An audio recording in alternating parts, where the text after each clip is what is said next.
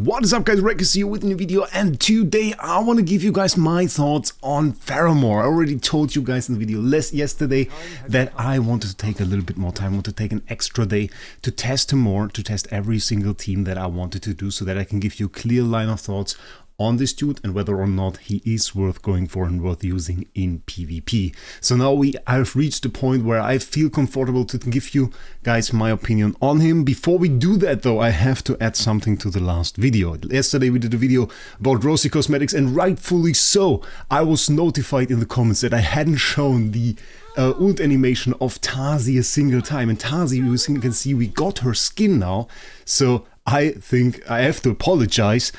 We will definitely do this right now. Let's check out this ult animation because her skin has a special ult animation. We can watch it a second time, and of course there it is. So gorgeous, definitely like it.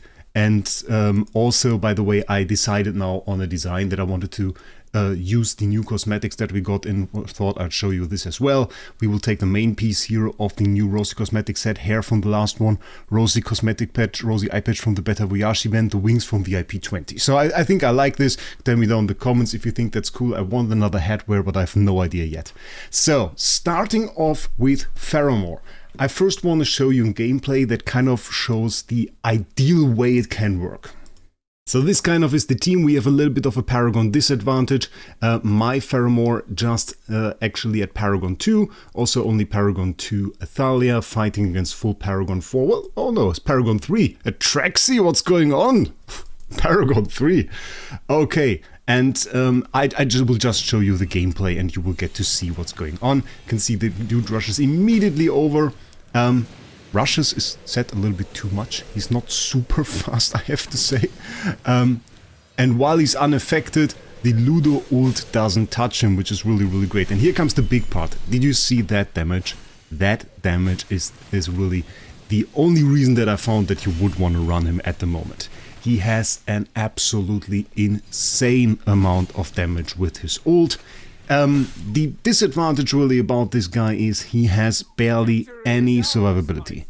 His survivability, and we'll go over that in a second, and also a little bit of a thought on the team that I wanted to run, mainly comes from his ult and another ability combined with that, which makes it a little bit difficult because ults in the current meta are a winning scenario for many heroes. Like if you get a Cryonaya ult, you basically won that fight. Very little can go wrong at that point.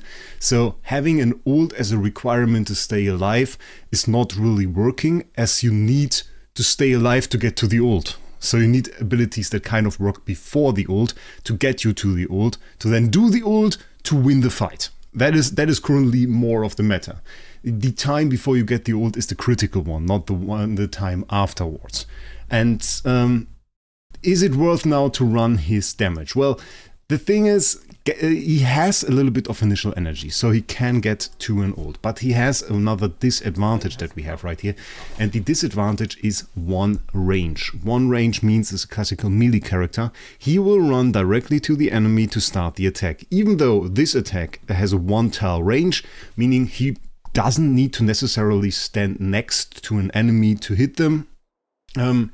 The thing is, he won't cast that outside of the range of an enemy unless you manually cast it, which you could do, but not in PvP, obviously. The damage you get, though, is absolutely insane, and once he casts his first ult, he usually regenerates a ton of energy and is able to, even when there are no enemies within a circle, move to another one and directly cast the ult again. That generally works, and we can check this out. So here we just fight Andre. We use this Wilder cheese that we talked about a few days ago with just Damien outside of the tiles. We have a Brian here to get the Lily May ult counter, and we'll just take a second and we'll see the ult of Faramore. Now, of course, the energy region is quite alright. It's not super good because we have a little bit of a Paragon disadvantage, I think. Let's see, and bam, bam, big damage.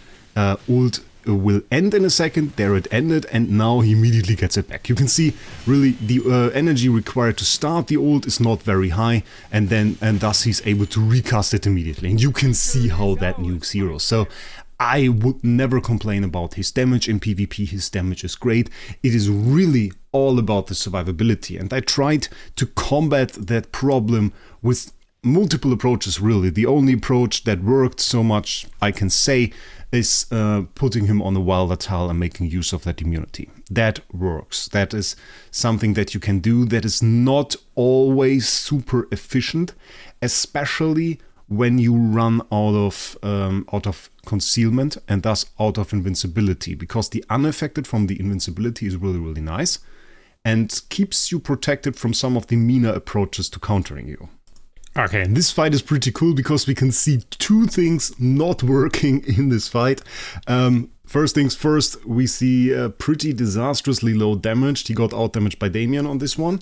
And we will see two things that don't work, and I will of course notify you about them. First things start here. The Thorin runs forward, and of course our Faramore tries to run to the Thorin.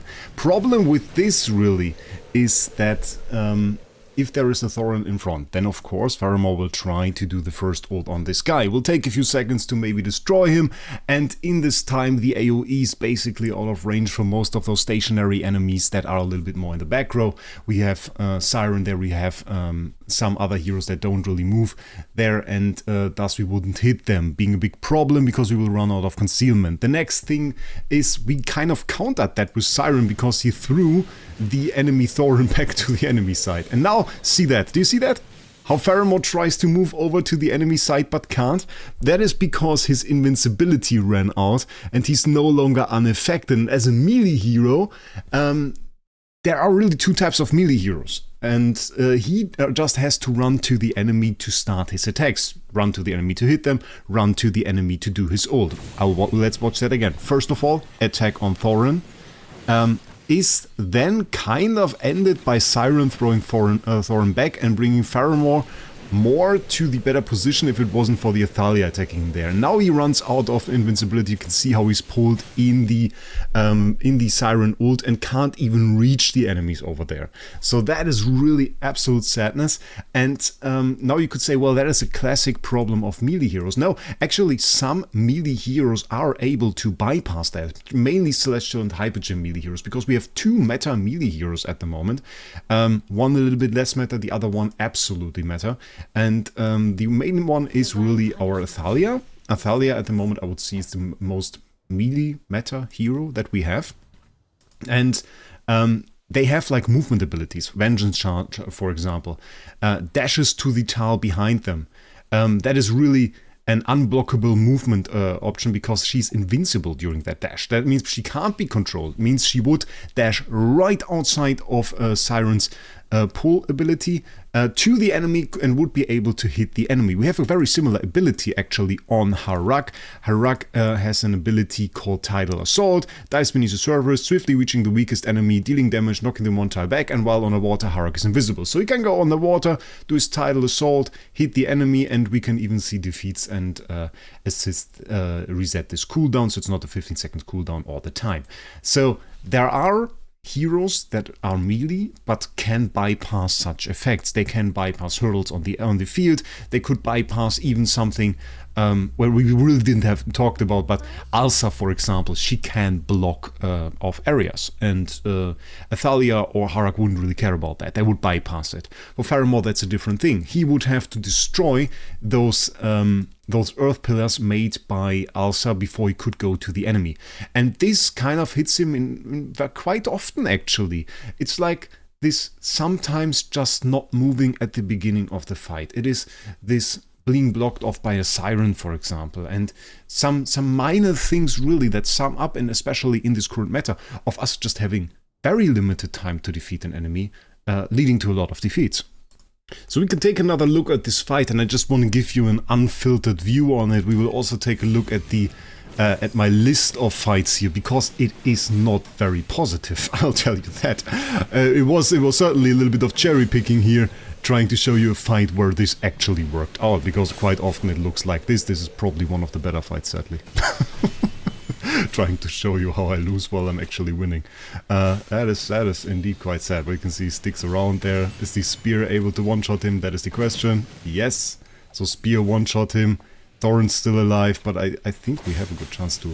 Oh, do we still lose? I don't even know with this meta. Okay, we won on this one. That is sadness. Let me show you the history of this, because it is not good. It is really not good. And you can see, yeah, I kind of tried it a lot. Even lost against Andre here with some of the cheese teams that I made, always with good damage, but like you can clearly see how I lost there quite a bit. That is why it's a little bit funny that we got 2 in a row now, even though I didn't change up the team. Yeah, so is he really that great? Well, I can see a meta for him. A meta where it's a little bit slow, because my initial idea of trying this hero was a little bit of a different one, and I wanted to use an ability that I haven't seen much talk about yet. And that is actually this one. Faramore prays to imbue his weapon with sacred power, gaining a shield that can absorb 200% damage while dealing 250% damage to his current target. Shield lasts for 6 seconds, okay. And if Faramore has an active non-permanent stat boost from his allies when using his skill, it instead deals true damage. So the true damage part is cool. I didn't really care too much about it. It was more like, oh, he can get a shield. So that is really nice. And if you then check out his Mythic Plus ability, it says Faramore replaces his normal attacks with Glory's Embrace while this magic circle is active, but the shield value gains from Glory's Embrace is capped at 600%. And I was like, oh, cool. Glory's Embrace is this ability. Usually has a 10 seconds cooldown, so we can cast that now while this circle is active with every normal attack, meaning we would have pretty enormous shield gain, which he has. If you check it out, if you put some haste on this guy, if he has a circle up, then he has pretty enormous shield gain. And I kind of was reminded by that a little bit of Salazar. And Salazar we of course already tested on the Pioneer server. We mainly tested his Enhanced Force 2, which also grants a super huge shield, granted bigger than the one that Faramore gains, but I thought, okay, the condition to get a shield is defeating an enemy. We can certainly fulfill Faramore's condition of just casting his normal attack essentially on his ult area. Can fulfill that a little bit easier, so maybe the shield gain really makes this work, but in the end, well, he wasn't really tanky at all, and I quickly went and tried other attempts. We can kind of see it work. Maybe we can try PvP match. Let me set something up. Okay, maybe we can go like this. I mean, Paragon-wise, pretty equal. We have P3 enemies there mostly. We have 1 P4, which is a little bit unfair, I guess, and that on a Siren. Yeah, we don't really use the Faramore buff. We have to talk about that in a second, but I thought, yeah, let's take a look at that maybe. Let's see a team like this work. So Faramore with the shield, of course, has pretty normal shield. We have Hugin to buff this up, so it can work if the enemy is not running like Athalia. Yeah, Athalia is absolutely going to destroy him. Faramore is a glass cannon. Athalia seeks high damage heroes and does pretty enormous damage. She will regularly one-shot him. We can try the same team. Let's put the same team against Atraxi, and you will see immediately what I mean, because yeah, it's not going to last even for a second. Let's just copy that. There we go. And I mean, this way the setup is probably alright. We won't get the Faramore ult, don't worry about that even. We had the same artifact as last time, it's of course now a little bit wrong. I don't really want to do that. Like this, okay. This is going to work. Let's see how long Faramore survive, and got a shield, and he's dead. Okay. Survived longer than I anticipated, and you can see how much of my team is left. What did we even fight? Oh, that is Hogan. I was just like, okay, who's even left? There is no one. But of course, with Lightbearer we summoned Hogan. Yeah, it is not really working. A glass cannon character that just targets no one will always be worse than, well, a hero that is essentially unkillable and target the highest damage dealer, and he will get targeted by Athalia just because he is still a very good damage dealer. He's just super squishy, and his survival condition can barely be met. So that is a little bit horrible. And there's one more purpose that some people kind of explored, and that is from his Sacred Pledge. He has a very nice ability. A Bless is an adjacent allied hero. It will be the adjacent tile that is backmost. Sounds a little bit weird, but it's very easy to understand. If we place like one hero here, that is our Iron. This is currently the only adjacent hero, can be anywhere really around him, any adjacent tile, any tile right next to him, gets the buff. And when we place a second hero, it becomes easier to understand. Now he's of course further to the front, if we place him right here, the tile that is more on the right side is actually the backmost tile, even if they are on the same height. If we now move iron one field back, you can see it kind of fall there. And the backmost tile behind him is of course the tile right behind him. Then you can place the order here on any tile, and you won't take away the buff. That is kind of relevant on some maps actually, because you kind of want to have this on a hero that makes use of the buff. And while this buff isn't super strong, there are some uses that you have. First of all, it's 12%, later on 15% attack buff for 10 seconds. So it's a non-permanent buff. You can use it on diagonal. Would work as a diagonal buff, so you can put them in diagonal teams if you want for 15% attack buff. You can also use it on heroes that kind of go to the enemy side. Savannah works, Tasi works. Because the interesting stuff about this is it also has a stun. And I thought, okay, cool, Tasi kind of rushes over, Tasi gets killed too fast, doesn't really work. But every 3 seconds it will stun enemies around the blessed hero and around himself for 0.5 seconds, which is rather nice. So this is pretty cool. Is it super strong? Not really, but I mean, it's a little bit of an extra and we take it. So that is something you can use. You can kind of combine that with Diana. I still prefer Leica. I'll be honest, I still prefer Leica for that. So what leaves us us with? Well, for right now, he works on a Wilder tile. It's not really worth getting for that. I'll be honest, not really worth getting for that.